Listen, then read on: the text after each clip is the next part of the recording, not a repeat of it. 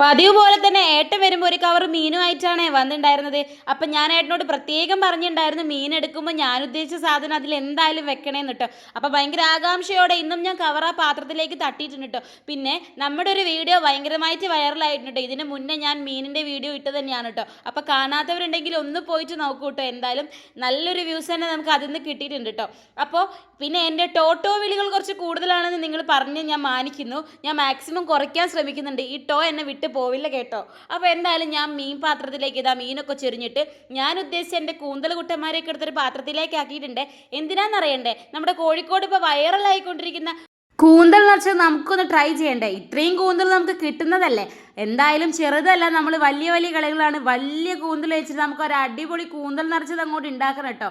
അപ്പം ഞാനതിൻ്റെ റെസിപ്പി ആയിട്ട് അടുത്ത വീഡിയോയിൽ വരും. അപ്പോൾ എൻ്റെ വീഡിയോ കാണുന്നവർ ഒന്ന് സബ്സ്ക്രൈബ് ചെയ്യണം കേട്ടോ. നിങ്ങളുടെ സപ്പോർട്ട് കൊണ്ടേ നമുക്ക് ഇനിയും വീഡിയോ ഇടാൻ പറ്റുള്ളൂ. അപ്പോൾ എൻ്റെ മീനൊക്കെ നിങ്ങൾക്ക് ഇഷ്ടപ്പെട്ടോ. അപ്പോൾ അടുത്ത വീഡിയോ ആയിട്ട് കാണാം.